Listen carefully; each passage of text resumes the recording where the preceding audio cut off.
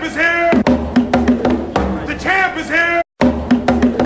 The champ is here! The champ is here!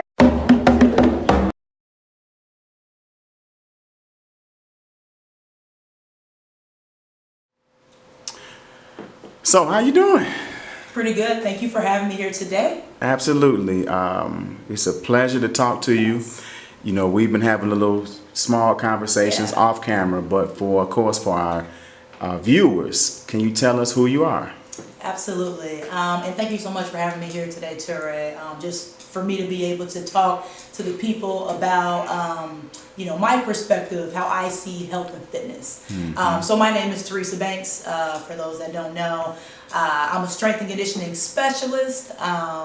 So what that means is I kind of focus on that functional aspect of fitness, that complete aspect of health. I work with, you know, a lot of athletes mainly is what you're going to get with strength and conditioning. You're going to get that. But I also work with different populations of people to kind of tap into that holistic health. So not just athletes, but, you know, anybody that needs that specific help with their fitness goals. So, you know, strength and conditioning is kind of my main thing. Personal training, right? As well, boot camps, group fitness, all of that, anything health fitness, as well as meal plans. Okay, so I do like the meal plans, give people guidance with what they're eating and that health aspect too. Now, my business is called TB Fit, limited liability company. I am currently working on building my online kind of training programs and my meal plans and kind of bringing my business, my training to online so I can reach more people, of course. And so that's going to be all set up within the next couple of weeks so I can share with everybody that I can't physically touch. Okay, so I want to reach people online and have those training programs. Right. So that's a little bit about me. And you have an athletic background. You just talk a little bit about how you came into what you're doing now. So yeah, I started, you know, with fitness as an athlete. So that's kind of my foundation. I started playing tennis, I think, in like 3rd grade. And so just from tennis to track, which I started thinking like 7th grade, that carried over both of those sports into high school, and those sports carried over into, I was lucky enough to be able to play those sports in college as well. And so, of course, I'm a little bit of a athletic kind of junkie, sports junkie. You know, I love all things fitness. But I actually, my background was in college. What I pursued was neuropsychology. I got my bachelor's in neuropsychology with the intent of going on into research, you know, science. But, you know, there were several moments, you know, that happened, several instances in my collegiate career, my studies, where I realized, you know, this isn't for me, you know, research path. I love science, that's great, but let me step out of that and do what I was called to do. And I found that calling in just fitness and helping people become healthy. That started, of course, with wanting to work with the athletic background. So I ended up getting my master's in strength and conditioning at Appalachian State University with the intent on working with, you know, NCAA athletes at that level. But here I am now wanting to work a little bit broader outside of that athletic box, and I'm wanting to help all people, right? And so anybody that needs that help, giving my knowledge on functional fitness, on nutrition, to anybody that needs it. And so being able to reach a lot of people so I can touch them and help them in that way is incredibly important to me, and is something that I need to do. This is what I'm supposed to be doing. So, you know, it's fascinating to me because you're in a field where you're teaching people something that in some ways we should all have knowledge of, how the body works in many ways. You're talking about what you put into it and mobility and how the body functions. I mean, we all have one, but most of us really don't know how the body works. So how do you, you know, break down and give these, how do you teach people in a way where they can really accept all those different aspects of eating and moving? Yeah, that's a great question. And let me start with this. So I think as a trainer, I'm a coach, I'm a trainer. I work with people, training them to get physically fit. And so really most trainers and most people in this kind of profession is just about kind of that aspect. So just kind of that coaching and training aspect. But I kind of take it a step deeper, and yes, I teach. I go out and I talk to communities and do presentations to teach as well, because I think that's just as important as working with separate individuals. And so when I train people, I focus a lot on helping people understand why you're doing exercise this way, why I'm having you move this way, why, it's always going back to that why for me and teaching people exercise protocol. And so I always, you're asking how I do that. When I'm working with somebody one-on-one, I always, make sure that I'm asking them, I'm getting that feedback, how did that feel? What did you feel? Does it make sense what I'm talking about? Explain it back to me. So I treat my personal training sessions, my coaching sessions, as if I'm actually a teacher in a classroom. And I think that's a little bit different of a style of doing it. But it's important for me to impress upon people the how and the why, so they can go ahead and take what they've learned from me and do it on their own, right? So as a trainer, as a coach, I'm not supposed to, keep my babies, keep my clients with me the whole time and just tell them what to do every time they come in. They should be learning and should be growing and should be able to have that ability to go off and do that on their own, to be functionally fit on their own after getting that understanding from me. And so functional fitness is something that may not always be placed as a priority in personal training specifically, right? It's more about the image. It's more about let me lose 20 pounds for this wedding. Let me drop weight. I want to look like this. That's great, and of course I'm going to hit on that too with my clients. That's important.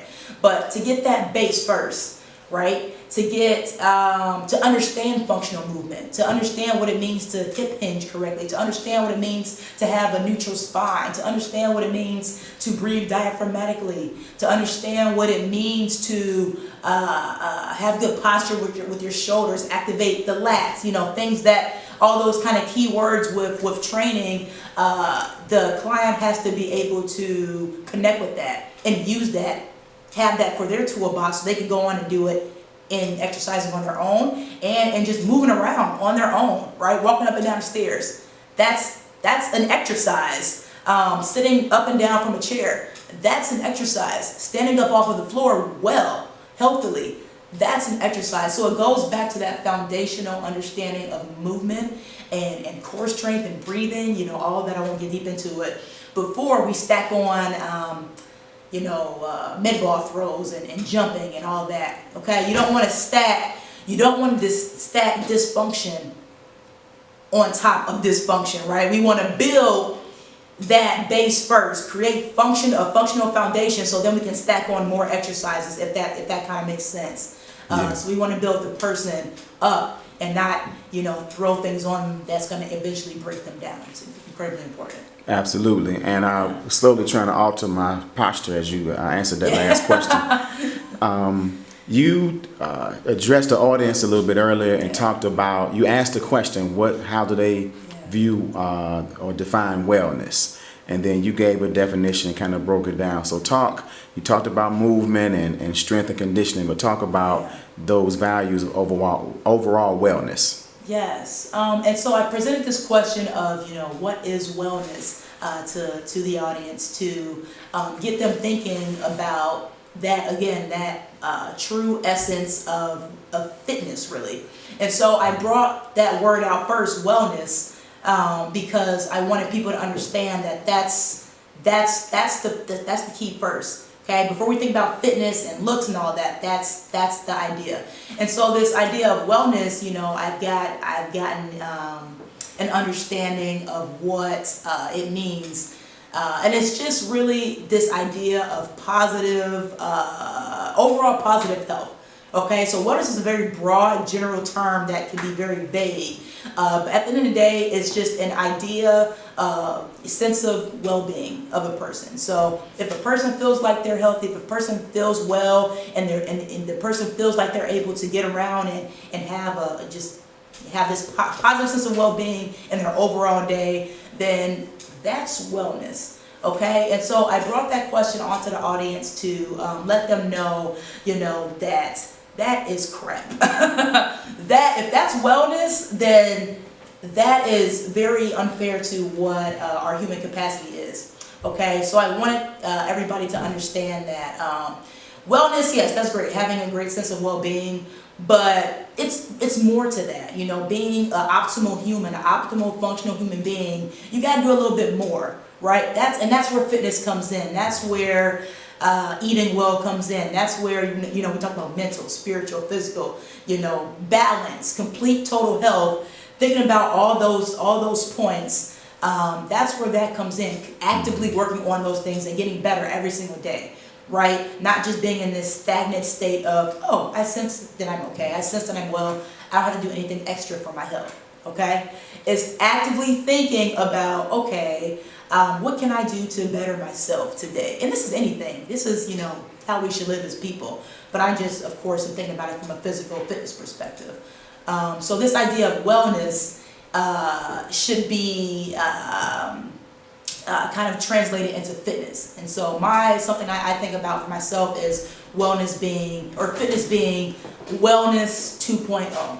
Okay, so that's something that I wanted everybody to understand, is that fitness is wellness 2.0, health 2.0. And so it's very important. It's very important for everybody to understand that it's not just about going in there and squatting and benching and crunching all the time. It's more. It's deeper than that. So that's kind of what I was touching on. Thank you. And you talked a little bit earlier, of course, about strength and conditioning. Yes. I've seen YouTube videos of folks loading up on carbs. Yeah. But even a child would know those carbs were not good carbs, but they were doing it to get energy, to build muscle mass. Long term, does that make good health sense? Absolutely. And so carbs, right? Everybody, that's the big, it's a buzzword nowadays. No carbs, like they're gonna make you fat. All this people are thinking about is negative, but carbs is sugar. Sugar is glucose. Glucose is built into building, that helping build that muscle, helping give you energy, and so it's a source of energy. Okay, carbs, fat, and protein, they're all necessary. And so the thing about carbs, though, is that it is the best, the easiest source of energy for you to be able to tap into, for something like an intense workout. And so that's why you see athletes, maybe loading up a little bit more than your average person that's not an athlete, because they require more energy. They require that energy quicker. Also, they need that right away when they're doing their workout. And so yes, it's good to definitely load up on those carbs, but there's different types of carbs. There's healthy sources and there's not the best sources. So maybe eating something like an apple, eating something like vegetables, squash, just healthy sources of carbs that are more kind of from the earth, thinking about more natural sources of sugar. Potatoes, sweet potato, that's another example. Those are going to be better options always than something like a waffles, cereal, pasta. That sort of thing is it's a spectrum of carbs. That's what I'm saying. And so understanding that there's better options than the processed crap that's out here that we're used to eating. Not saying that it's bad to eat cookies and bread. That's the world we live in. We have to work with it, and that's okay. That'll give you energy, right? That's also a source of energy. I just ate a donut. That's a source of energy, but you have to understand moderation. That moderation is key. As an athlete, as just anybody that's wanting to get fit, eating, try to eat 80% healthy, 80% whole, 80% of the earth type foods. And then the rest of it can be whatever, especially if you're working out and if you're burning off those calories. So all about moderation. But definitely somebody that's more active is going to need more calories, going to need more carbs, okay, than somebody that is not as active. Beautiful. Okay. Anything we didn't cover you think we should cover? Well, I think we covered a lot. I just want to let everybody know that your health is your greatest asset. Okay, your health is your greatest asset. If you don't have that, if you're not actively working on bettering your health every single day, could be something as simple as making a better eating decision, or something as simple as walking around after sitting down for 5 hours at your desk at work, taking a walk.